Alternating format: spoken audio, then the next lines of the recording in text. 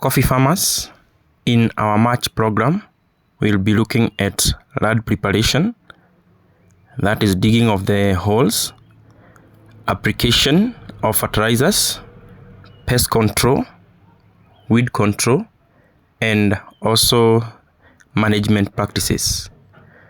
Welcome back to Githua's Coffee Farm. This is where we learn from each other and get to know what to do in our farms so that we can get the best. So, most welcome and thank you very much for subscribing. So far, it's through your support that we are at this stage. Welcome to the month of March. This is the foundation month for serious coffee farmers. And March is not just another month in the coffee calendar. It is the month that determines your harvest, your quality, and your income. If you prepare your land properly, you dig this hole at the right spacing, that is 9 feet by 9 feet, and apply the right manure, manage the foliar feeding correctly, you control pests early, and suppress weeds through proper mulching. You are not just planting coffee, you are planting wealth. In this program, I will walk you step by step from land preparation to hole preparation, nutrient management, pest control, and weed management. So if you are an aspiring coffee farmer already in coffee farming, this is the right place to be. We don't grow coffee by guesswork, we grow coffee the right way. Welcome to the March Coffee program. Let's make coffee growing real and profitable this season. So we'll start all the way from land preparation.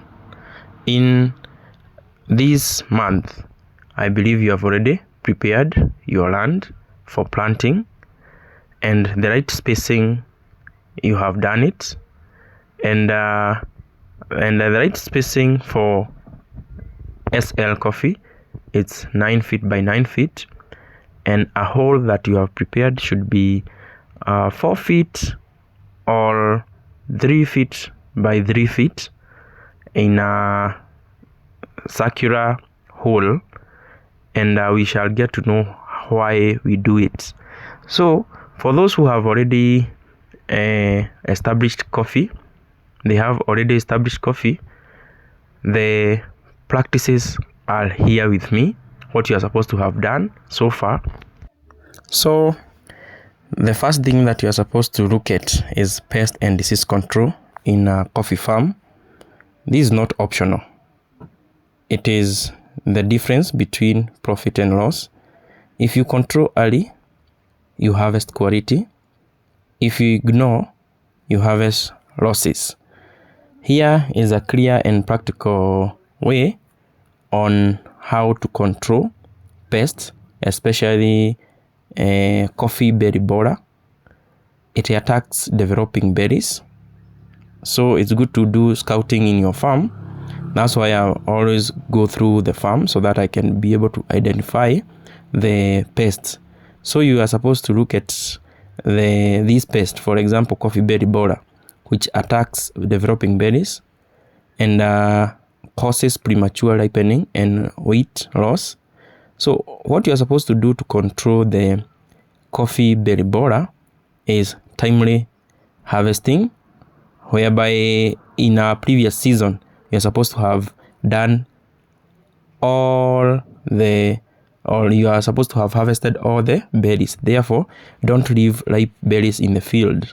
So another way to control the coffee berry borer is collect and destroy fallen berries. Also, you can use a recommended insecticide. For example, in my case, I use Trigger Ace, and which is also a good insecticide. And also, it's good to know that you are supposed to alternate these insecticides. Not that you use one insecticide for a very long time. so you use monthly, or you should always alternate. And also another thing that you're supposed to do to control the coffee berry borer is maintain the field hygiene. Make sure that your land is clean, so that we can be able to control the pest. And another pest that maybe attacks during the March month is Anesthesia bugs. Anesthesia bugs, they cause a potato taste defect, in coffee. So this, what the Anesthesia bug does is that it sucks the sap from berries and young shoots. Therefore, you are supposed to be able to control through regular scouting, just walking around the shamba or your farm. And another thing is spraying recommended insecticides early. You should make sure that you have done it early. And also avoid bushy or unmanaged farms. This is where you are supposed to always make sure that during the January, February month, you have really done the pruning. So another insect that really attacks the berries or maybe the coffee is leaf miners. They create mines inside leaves. So as you do the scouting, as you walk around your farm, you'll notice that some leaves have been that have been injured. So what happens to the leaf miners? The leaf miners reduce photosynthesis. Therefore, you should make sure that you control it as early as possible. And so through maybe through control, you remove heavily affected leaves and also spray recommended systemic insecticide. So disease control in coffee farm that you are supposed to look at in the March month is the coffee leaf rust. So I believe as maybe you walk around your farm, you'll see some yellow or maybe orange powder on other side of the leaf. That's one of the sign, and it causes defoliation and low yields. In these, coffee leaf rust causes losses. Therefore, you are supposed to control through applying fungicide preventively. That's where you control using copper. You spray copper so that you can be able to control copper or maybe coffee leaf rust. So, and also you do a balanced nutrition. This is where you avoid excess nitrogen. So also the way that you can be able to control coffee leaf rust is through improving aeration. In our previous February program, we saw that you're supposed to have done pruning, and coffee berry or coffee leaf rust is controlled through improving aeration.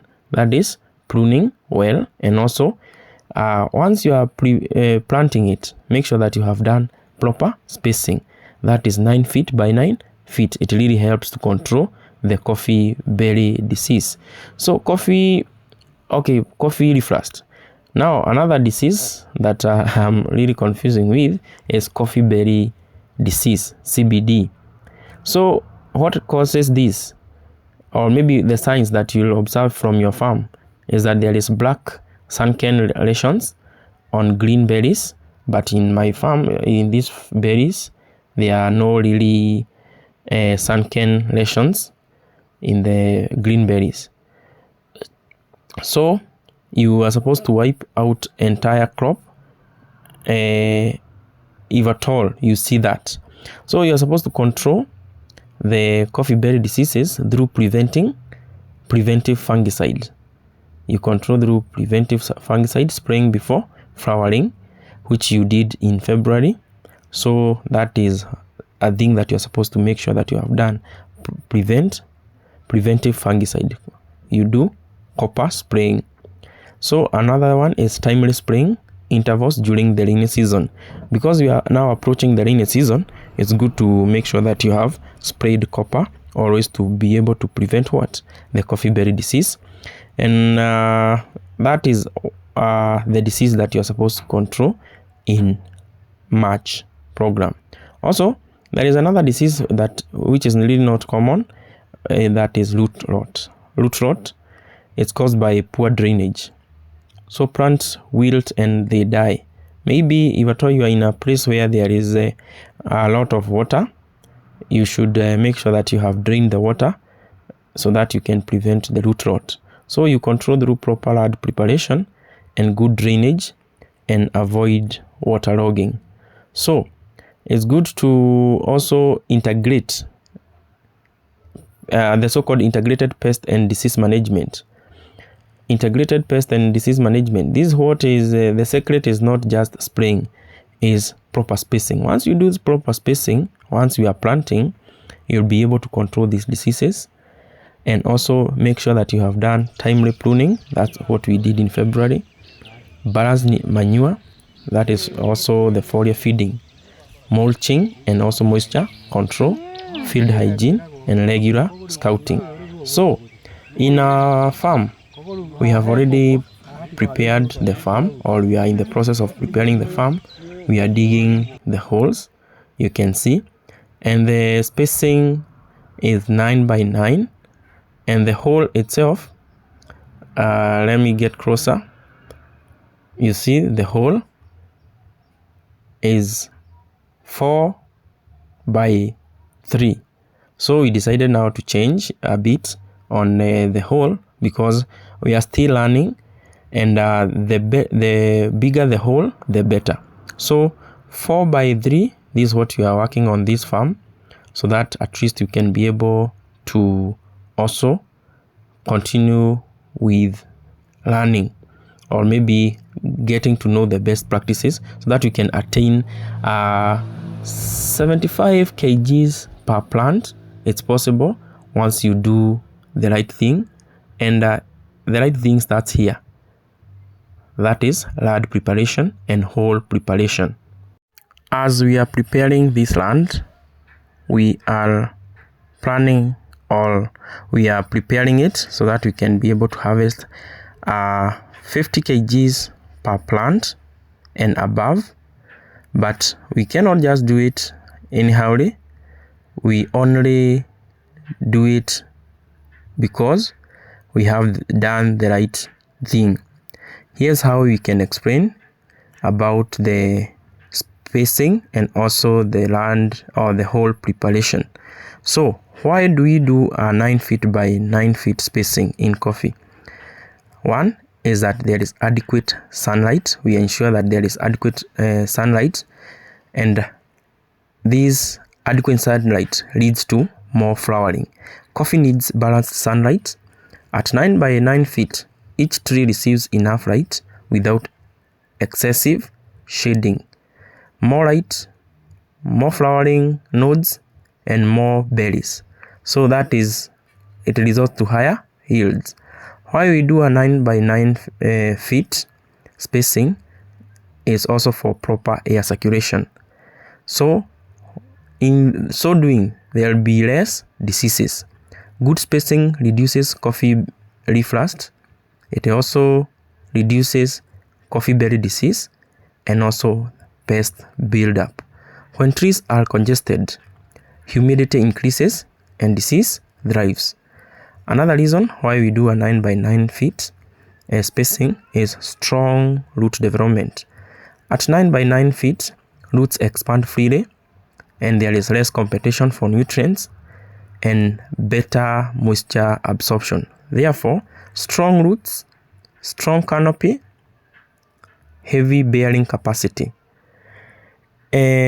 Also, a spacing of 9 by 9 also ensures that there is easy farm management.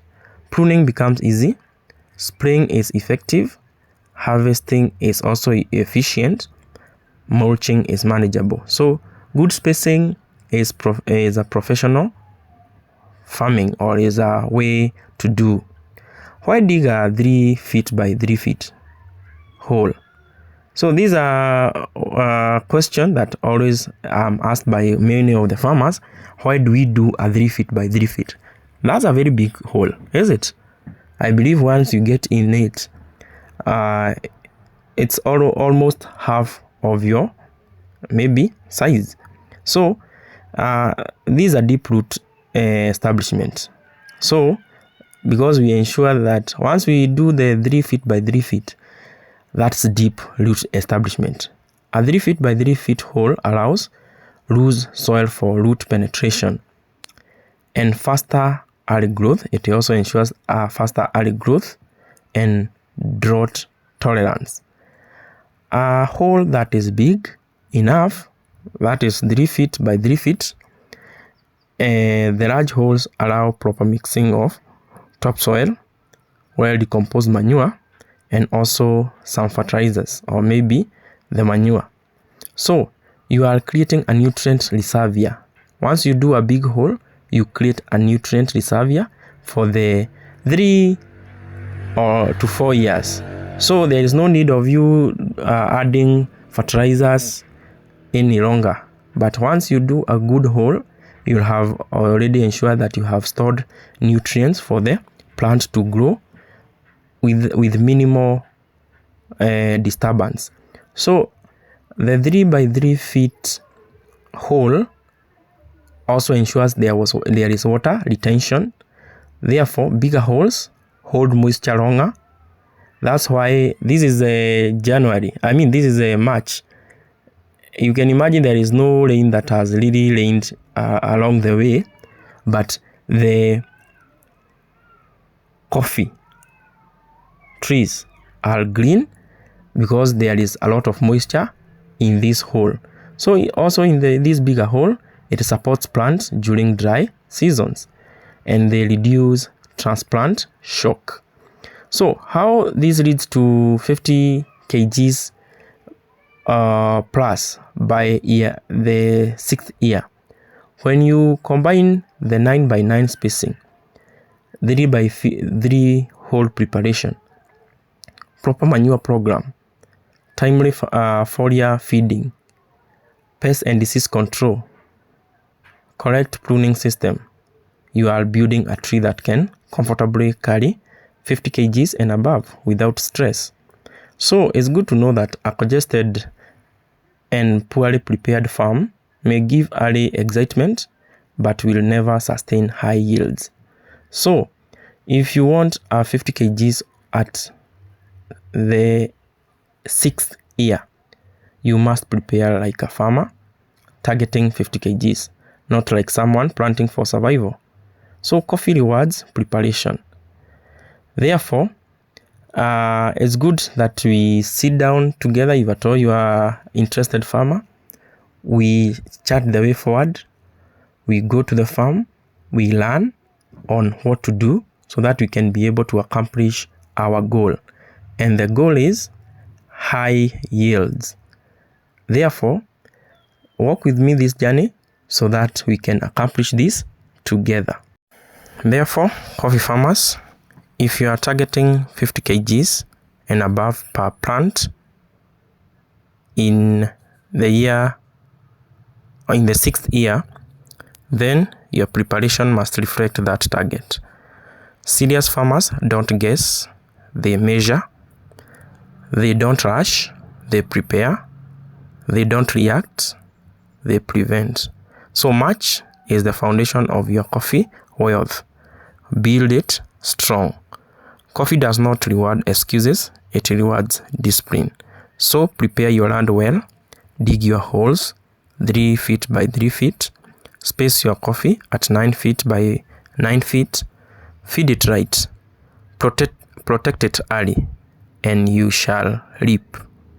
Thank you. Let's meet in our next one. Adios.